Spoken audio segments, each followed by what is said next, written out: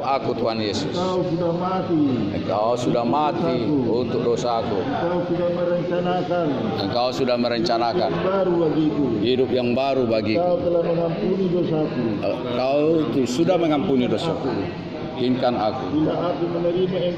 Bila aku menerima Engkau sebagai Tuhan dan Juru Selamatku, aku telah diselamatkan oleh namamu, Tuhan Yesus Kristus, yang mati di kayu salib untuk dosaku. Haleluya Tuhan. Yakinkan aku Tuhan. Yakinkan aku Tuhan. Yakinkan aku Tuhan. Yakinkan aku Tuhan. Yakinkan aku Tuhan. Yakinkan aku Tuhan. Engkau telah mati di kayu salib untuk dosaku. Hari ini terima Engkau sebagai Tuhan dan Juru Selamat pribadi. Terima kasih Tuhan. Terima kasih Tuhan. Berkati juga para polisi di sini. Semua polisi di sini yang memelihara hidup kami, yang membimbing kami setiap hari. Baik hamba-hambamu. Berkati mereka untuk membawa firman-Mu supaya kami kuat dan dapat menerima bahwa Engkau telah mati Yesus untuk dosa-dosaku, bahwa Engkau telah mati Tuhan Yesus, bahwa Engkau telah mati Tuhan Yesus untuk dosa. Hari ini ku terima Engkau sebagai Tuhan dan Juru Selamat. Hari ini aku mau percaya dengan mulutku, dengan imanku, dengan hidupku. Aku menerima Engkau Tuhan Yesus, Juru Selamatku. Haleluya. Haleluya. Haleluya. Haleluya. Haleluya. Haleluya. Haleluya. Haleluya.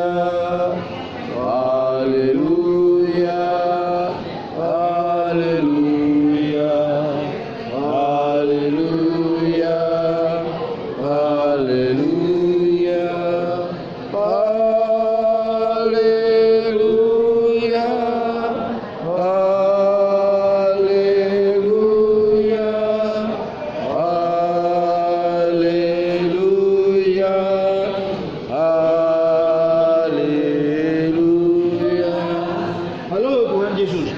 Halo Tuhan Yesus. Halo Tuhan Yesus. Salam Tuhan Yesus. Haleluya. Haleluya. Halo Tuhan Yesus. Halo Tuhan Yesus. Haleluya. Haleluya. Amin. Amin. Shalom bagi kita semua. Shalom. Shalom. Kembali kita beribadah secara rutin di Polda Sumatera Utara. Tinggal jamnya sekarang kita ganti menjadi habis makan siang ya. Jadi sekitar 1:30 atau jam 1. Tadi agak sedikit terlambat, dan ini seterusnya setiap hari Minggu kita adakan jam 1 atau 1:30. Nanti habisnya mungkin sekitar jam 3 atau 2:30. Jadi apa yang kita sudah nyanyikan tadi ya, dan apa yang kita sudah doakan tadi, ini semua tidak akan bisa diaminkan. Kalau dikatakan diaminkan, bisa diterima dengan sungguh-sungguh. Ya. Ada banyak lidah orang mengatakan amin, katanya begitu, tatkala berbicara tentang Tuhan.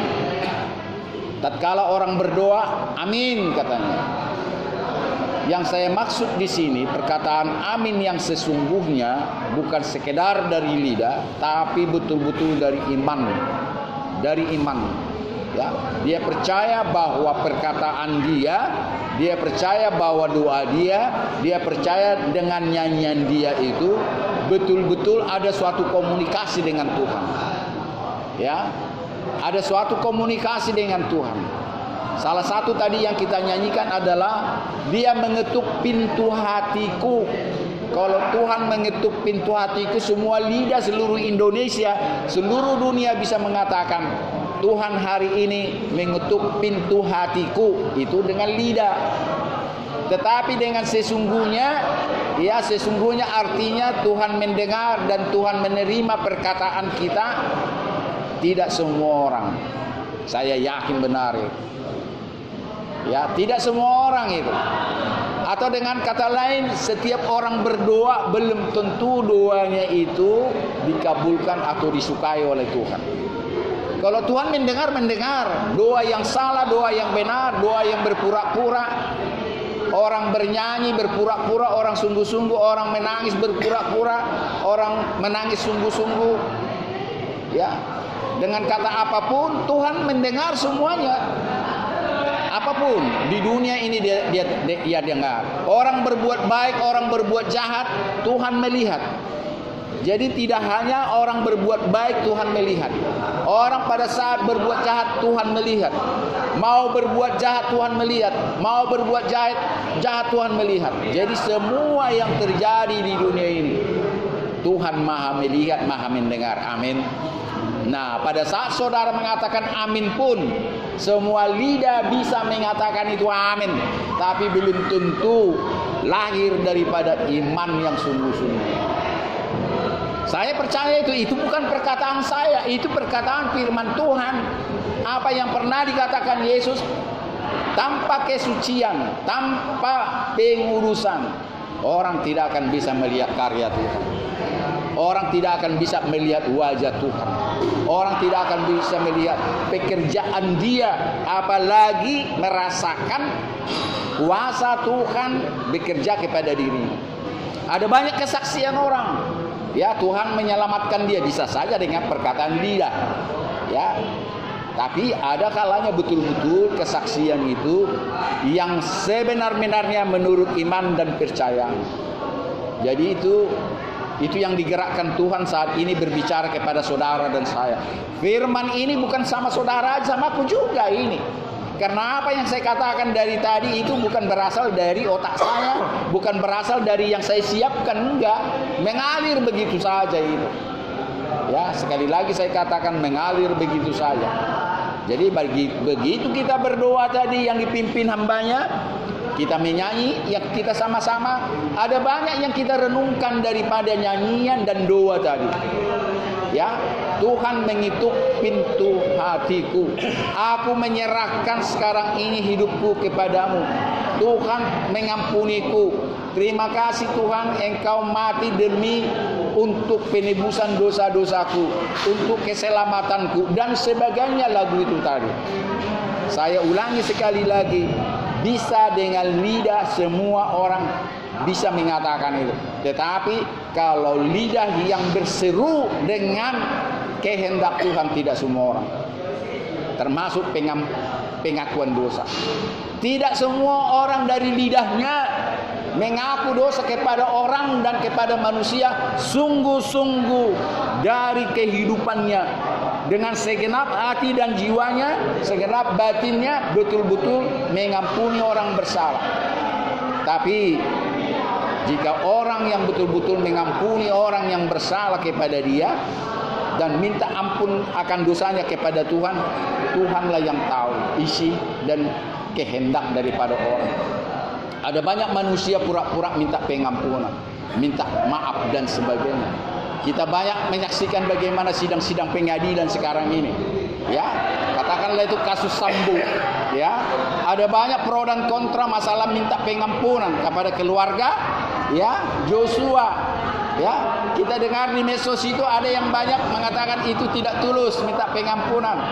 Karena begini, karena begitu, karena begini, karena begitu.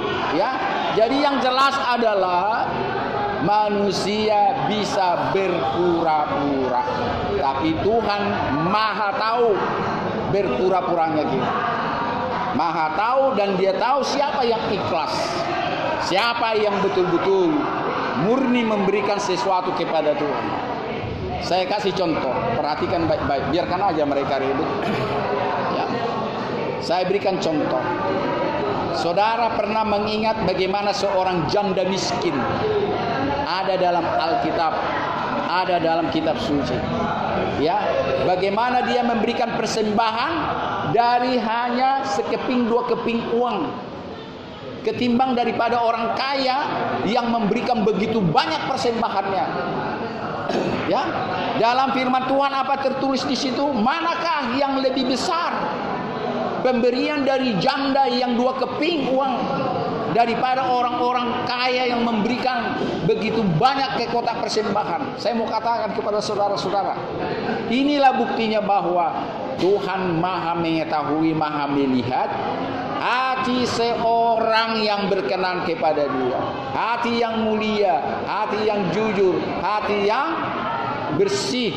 Dan Dia juga tahu hati yang kotor, hati yang berpura-pura, hati yang oleh untuk mencari keuntungan diri sendiri. Karena banyak orang dari lidahnya sendiri sebetulnya menjual firman Tuhan. Banyak orang berkata-kata membawa nama Tuhan untuk kepentingan diri sendiri, untuk memperkaya dia. Ini makanya istilah sama saya menjual firman Tuhan.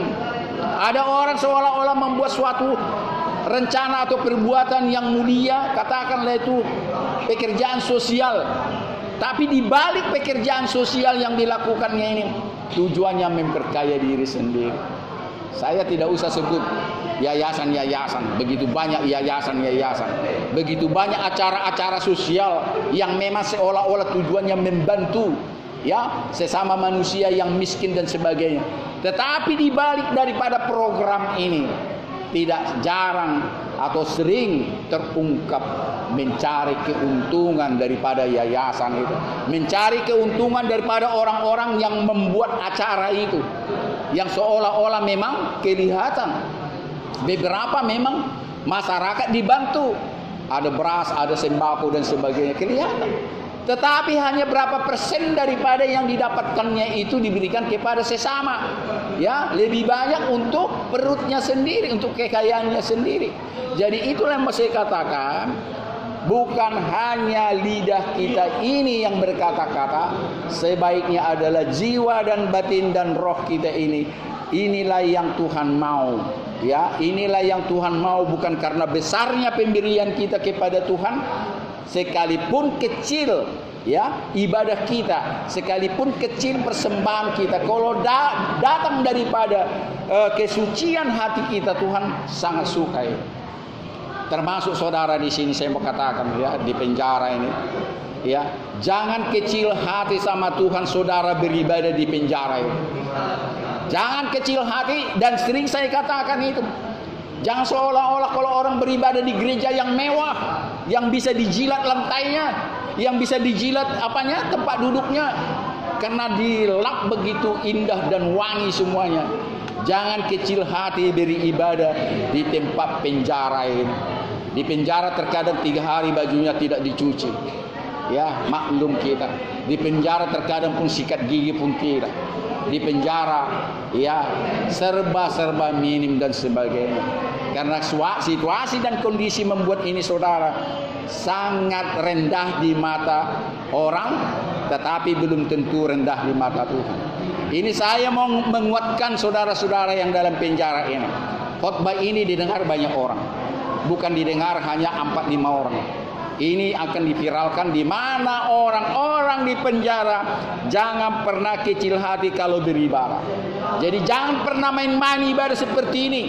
Duduk di lantai dengan celana yang sangat minim. Bisa saja saudara belum mandi sampai sekarang ini, bisa saja. Saya tidak menghina itu. Ya, kita duduk di sini dengan apa adanya dan sebagainya. Tetapi jangan pernah merendahkan ibadah di tempat penjara, termasuk di rumah sakit. Karena itu saya katakan apa? Ibadah yang sesungguhnya adalah lahir dari kesucian kebenaran hati kita, maka ibadah kita adalah sempurna. Hatimu, jiwamu, batinmu, pikiranmu ya harus dalam kekudusan pada saat beribadah, termasuk dalam berdoa. Tanpa kekudusan, tanpa kesucian, sia-sialah semua ibadah apapun itu. Sekalipun ibadah banyak mengeluarkan dana, ya, banyak mengumpulkan dana bikin ibadah besar, belum tentu Tuhan suka. Tuhan maha melihat, maha mendengar ibadah itu, tapi belum tentu Dia suka dengan ibadah itu. Dan ibadah yang sesungguhnya adalah bagaimana roh kita dengan roh Dia. Bukan ibadah yang disetting-setting, bukan ibadah yang dipersiapkan secara manusiawi, tapi ibadah di mana pimpinan roh Tuhan bekerja kepada setiap orang yang ada dalam ibadah itu. Jadi saya perhatikan Ada terkadang orang anggap enteng ibadah seperti ini, seolah-olah mengisi acara, seolah-olah mengisi kepakuman, seolah-olah ini kewajiban karena saya di penjara wajib beribadah. Oh tidak, polisi tidak memaksamu beribadah, bebas, tidak dipaksa. Kalian harus beribadah seperti Raja Nebukadnezar harus menyembah lembu emasnya setiap bunyi sangkakala. Setiap bunyi sangkakala, Nebukadnezar sudah memberikan semua prajurit memperhatikan siapa yang tidak tunduk kepada lembu emasnya akan dihukum mati. Siapa yang tidak tunduk pada saat bunyi sangkakala, tidak tunduk kepada dewanya Nebukadnezar, lembu emas, patung emas itu akan dihukum mati. Kita tahu ceritanya ini kan? Siapa ceritanya yang kebal dengan itu, ancaman itu? Sadrak, Mesak, dan Abednego, ya, yang jadi namanya Daniel seperti nama saya. Sadrak, Mesak, dan Abednego, tiga-tiganya ini tidak mau menyembah lembu emas daripada Raja Nebukadnezar pada saat sangkakala berbunyi. Dan dilapor kepada raja, ada 3 orang Ibrani yang tidak mau tunduk kepada patung emas, kepada dewa daripada Nebukadnezar. Mereka singkat cerita dihukumlah untuk masuk ke gua singa. Dimasukkan ke gua singa, kita tahu ceritanya, malah bercengkrama dia dengan singa-singa itu. Ya, bercengkrama, cium-ciuman, peluk-pelukan. Benci kali hati Nebukadnezar. Diceritakan oleh prajurit-prajuritnya, mereka main-main dengan singa lapar itu katanya. Makin gondoklah dia, makin panas. Masukkan dia ke sumur apa? Sumur paling dalam. Bukan sumur api. Bukan sumur air. Sumur api. Ya, api, perapian, kayaknya sumur. Ya. Masukkan mereka ke situ. Bahkan bikin panasnya 7 kali lipat. 7 kali lipat dari panas yang biasa menghukum orang untuk mati. Bayangkan itu. Dan dalam kisah itu kita tahu, ingat, orang-orang yang mau mencampakkan ketiga orang ini, Sadrak, Mesak, dan Abednego, mati dari kejauhan saking panasnya. Ada dalam kitab suci ini. Nanti boleh buka di situ dalam suratnya si Musa ada itu. Nah, jadi yang mau saya katakan apa? Mereka dicampakkan betul-betul ke sumur api itu yang mencampakkan mati semua, tapi mereka itu menari-nari di situ. Menari-nari di perapian yang 7 kali lipat dari panas yang biasa. Dan tidak mereka, jangankan mati atau luka, 1 lembar rambutnya pun tidak terbakar. 1 lembar rambutnya pun tidak terbakar. Apa yang mau kita renungkan dalam kisah ini? Yang saya ingat ini, yang kita renungkan adalah apa? Apabila ibadah kita berkenan kepada Tuhan, apabila sikap kita beribadah kepada Tuhan, seluruh malaikat di sorga bersorak-sorak memuji dan memuliakan kita. Ya, pernahkah saudara dengar bahwa Tuhan memuliakan kita? Pernah saudara dengar? Tidak kan? Belum pernah kan? Yang biasa kan manusia yang memuliakan Tuhan kan? Sekarang buka Mazmur 103 bahwa Tuhan juga memuliakan. Ya, Mazmur 91 aja, Mazmur 91 ya, ayat terakhir itu. Itu ada 16 ayat. Ya. Saya buktikan bahwa Tuhanmu memuliakanmu. Bayangkan, jangankan engkau memuliakan dia. Asal betul-betul engkau ada pada dia dan ibadahmu adalah sempurna, maka engkau akan dimuliakan. Tolong bacakan yang terakhir itu.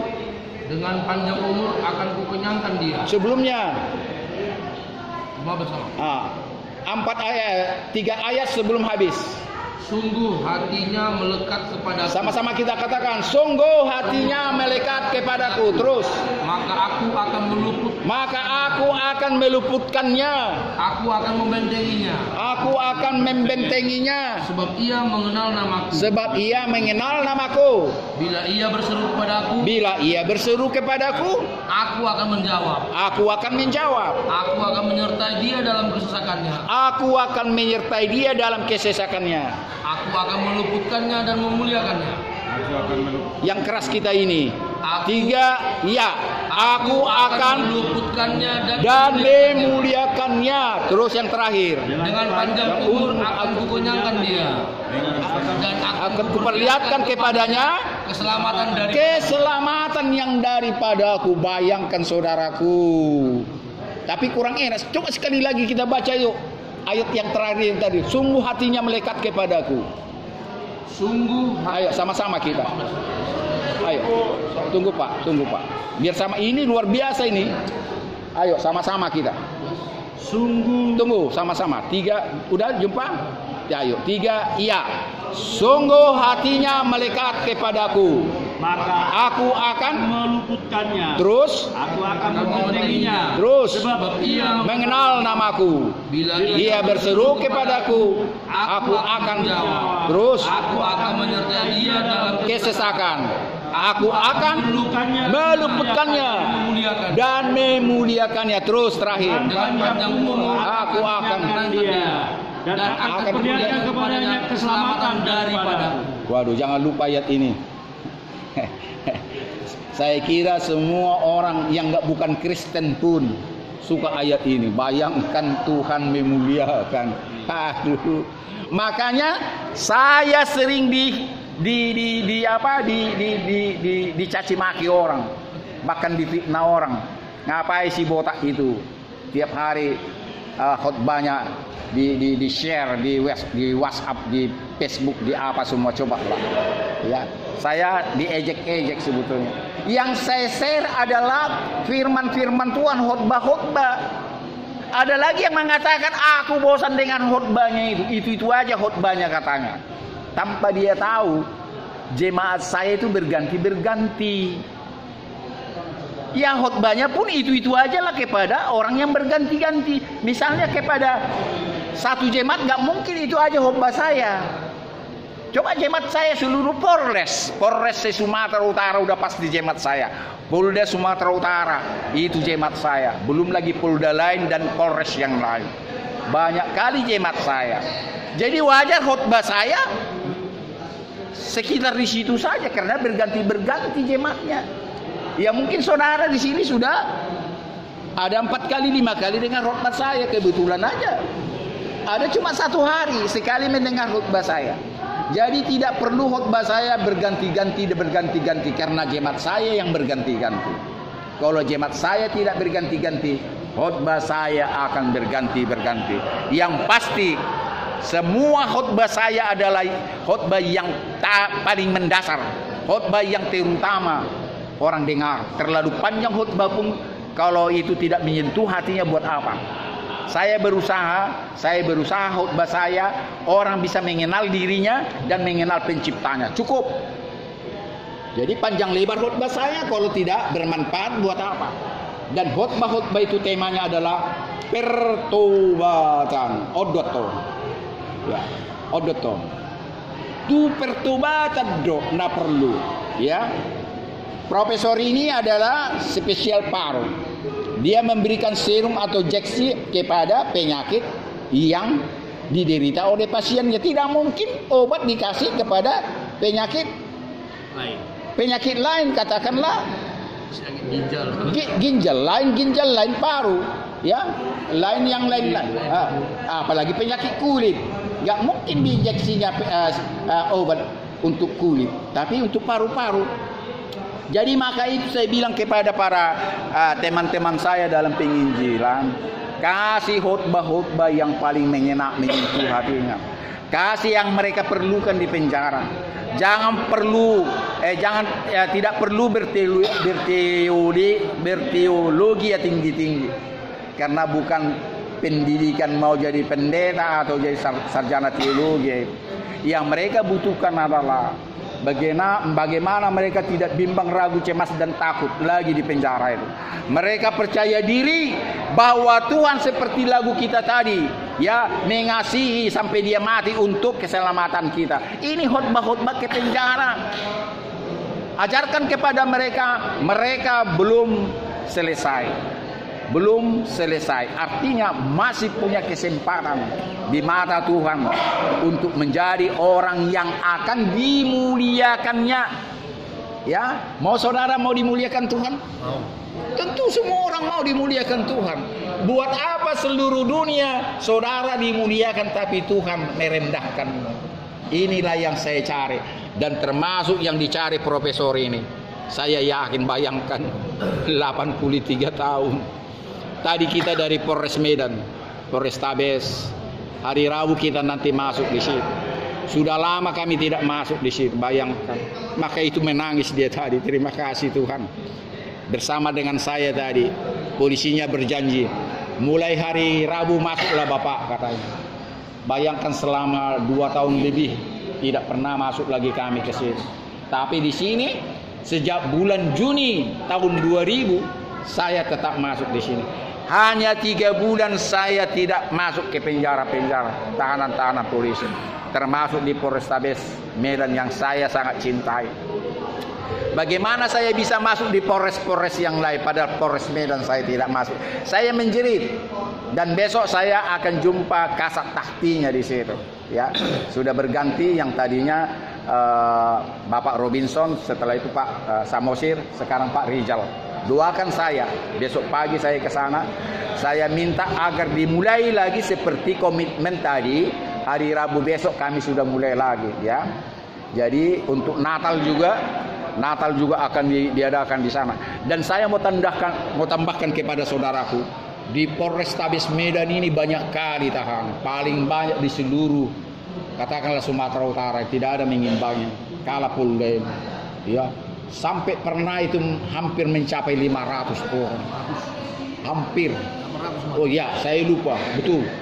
Yang pasti di atas 500. Bayangkan, di sini pun dulu 3 lapis ini ruangannya. 3 lapis kita beribadah.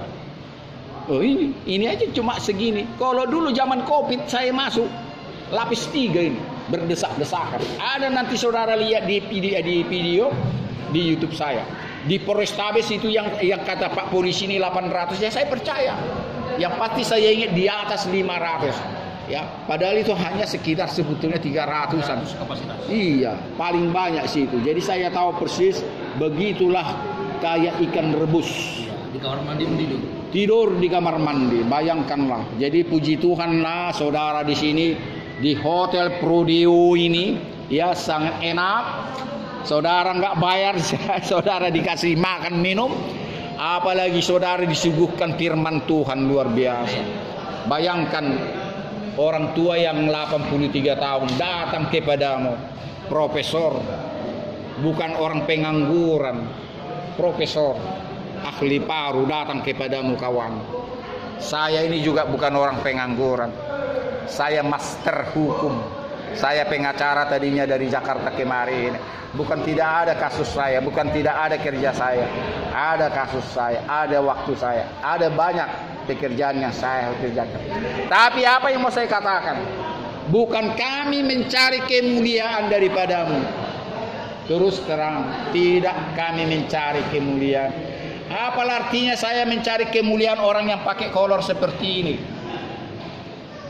Saya mau mencari orang yang bajunya tidak pernah usang, bajunya yang tidak pernah kotor, rambutnya yang tetap bersih, janggutnya yang tetap bersih, dan harum badannya tetap harum dan tidak akan pernah berbau. Itulah namanya Yesus yang sudah menjadi Tuhan dan Juru Selamatku. Saya mencari kemuliaan dari Dia, yang tidak perlu Dia makan dan minum lagi seperti saudara dan saya. Dia memakan firman sekarang ini. Sekalipun Dia datang nanti sebagai manusia seperti saudara dan saya, pada saat Dia nanti datang, mungkin juga Dia makan seperti dulunya Dia hidup sebagai manusia. Tetapi jangan lupa, sebelum dia naik ke sorga, dia sudah dikatakan, aku akan datang segera. Maka daripada itu 50 hari murid-muridnya berpuasa, karena mereka tidak beserta daripada tuannya, dari juru selamatnya. Berpuasa 50 hari, 50 malam. Makanya pada hari Pentakosta dia datang kembali seperti yang dijanjikannya, tepat 50 hari setelah dia naik ke surga. Itulah disebut hari Pentakosta. Dia beserta kita, bukan bentuk tubuh manusia, tetapi bentuk Roh Kudus. Itu juga Bapak hadir di tengah-tengah kita. Percayalah, dia ada di sini. Namun kita tidak bisa gendong dia, raba dia, peluk dia, tidak.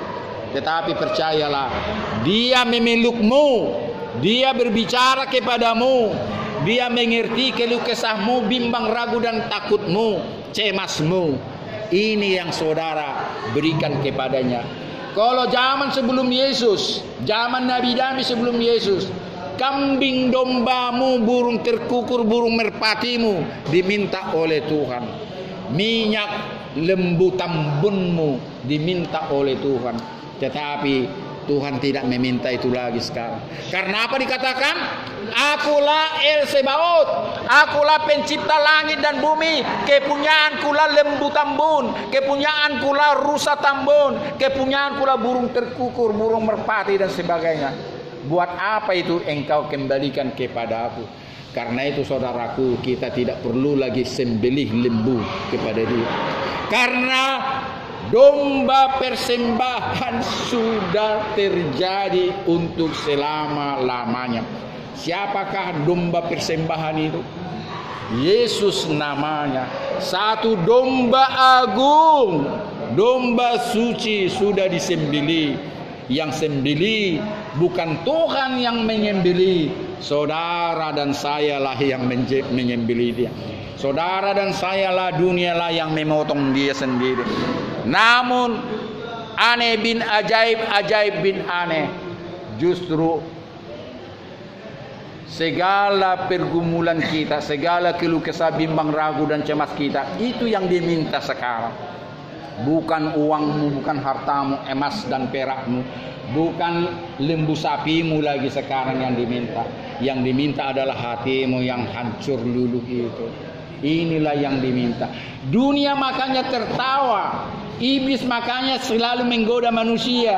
Mana mungkin dia mencari dosa dan pelanggaranmu, ya.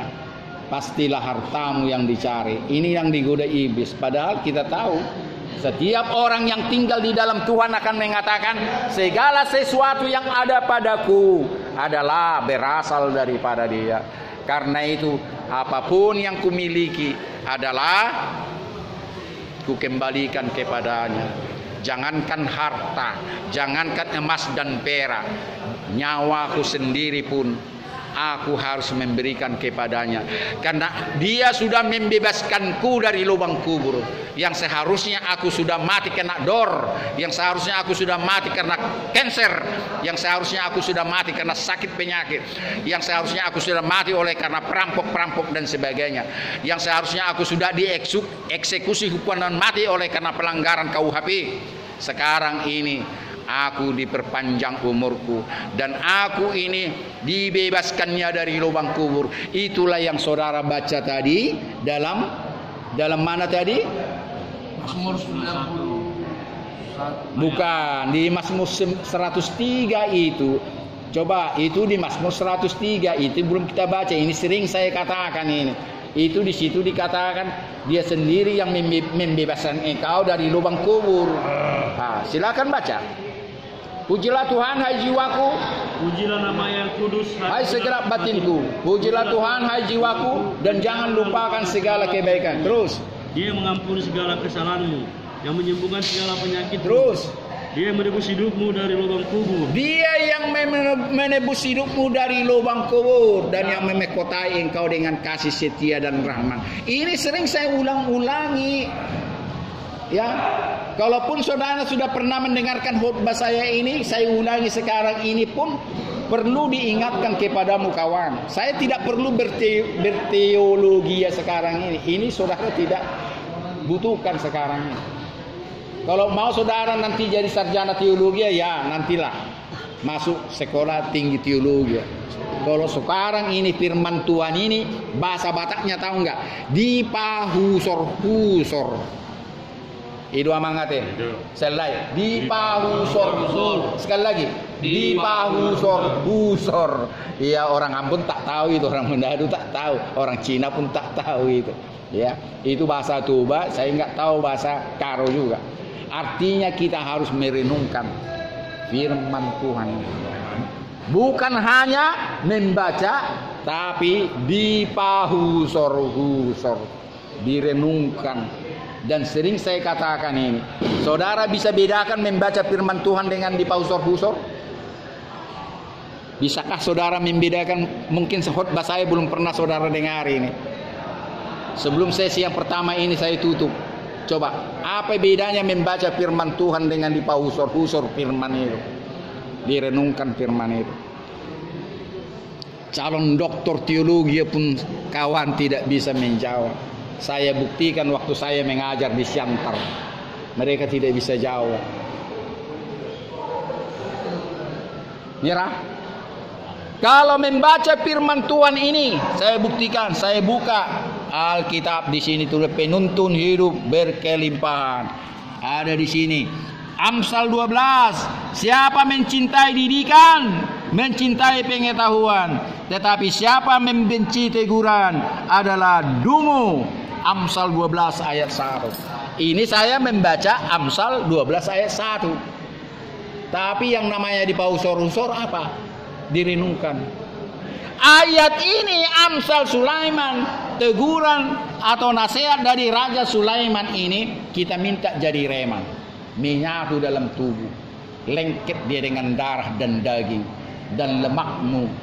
Kalau dia sudah menyatu dalam tubuhmu, saudara tidak pernah lupa lagi. Bukan saudara hafal firman Tuhan, jangan pernah dihafal. Tuhan juga marah.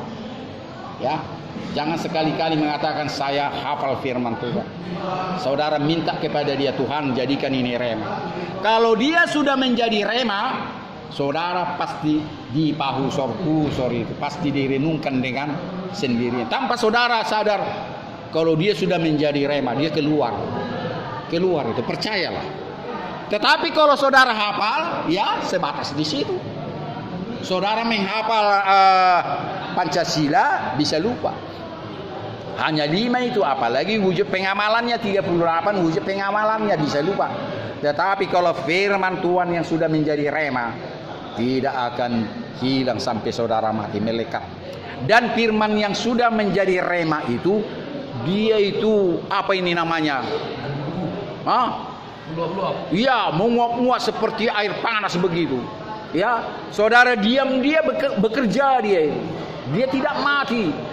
Dan karena dia meluap-luap hidup dalam pikiranmu, hatimu, dalam rohmu. Terkadang saudara bawa mobil aja saudara renungkan ini tadi. Apa? Amsal 12 ayat 1 ini. Ini baru saja saya buka itu. Tepat sekali ini, ya. Sekali buka saya ayat ini berhubungan dengan khotbah kita. Ini amin, luar biasa kan? Betul amin? Amin. Ini bukan kebetulan loh. Saudara lihat tadi. Bapak lihat kan saya buka. Tuhan tunjukkan kepadamu Amsal 12 ayat 1 yang berhubungan dengan khotbah saya. Siapa mencintai didikan, mencintai pengetahuan, tetapi siapa membenci teguran adalah dungu. Luar biasa kawan. Ini didikan kami di sini. Didikan kami di sini adalah ini tohonan saya Bapak. Saya 2 kali menerima tohonan dari Matius 28 ayat 19 itu. Jadikanlah semua bangsa muridku. Ya, jadikanlah semua bangsa muridku, baptislah mereka dalam nama Bapa, Anak dan Roh Kudus. Ajarlah mereka seperti apa yang sudah pernah kuajarkan kepadamu. Dan ayat ke-20, dan ketahuilah bahwa aku menyertai engkau sampai akhir zaman. Ingat itu. Kalau saudara rindu jadi murid Tuhan, datang kepada kami. Nanti tidak lama kami bikin sekolah Bible study untuk mendidik orang-orang menjadi penginjil atau misionaris atau menjadi pendeta tanpa ijazah. Saudara tidak tamat SD pun silakan. Kami akan baptis saudara menjadi pendeta misionaris evangelis. Kami akan menjadikan saudara murid Yesus. Kami akan mengutus saudara untuk boleh mengutus kembali. Seperti saya diutus orang yang sudah pernah diutus, saya juga mengutus orang untuk mengutus orang lain lagi. Dan ini semuanya bukan untuk cari pekerjaan ke pemerintah biar saudara dapat gaji. Nanti sertifikat yang kami keluarkan tidak berlaku sama pemerintah itu. Tanpa sertifikat pun hamba Tuhan bisa masuk keluar penjara. Ya, saudara nanti mau penginjilan di penjara, Kapolda tidak meminta mana sertifikatmu, tidak. Dan saya pun tidak dimintanya itu. Ya. Kalau nanti mereka minta, tanyakan sama Tuhan saya bilang gitu. Dan apabila saudara ditanyakan nanti dari mana uangmu, bilang sama Pak Kapolda, tanyakan dari Tuhan saya Yesus Kristus. Ada banyak orang menanyakan kepada kami pada saat kami melayani ke semua polres-polres, ke penjara-penjara. Dari mana uang kalian? Oh, tanya aja dari Tuhan. Jangan tanya sama saya. Amin. Tepuk tangan dulu sama Tuhan. Tepuk tangan yang meriah. Saya ajarkan kepadamu kebenaran yang saya percaya belum tentu gerejamu mengatakan khotbah yang saya khotbahkan. Amin. Amin. Kita masuk sesi yang kedua.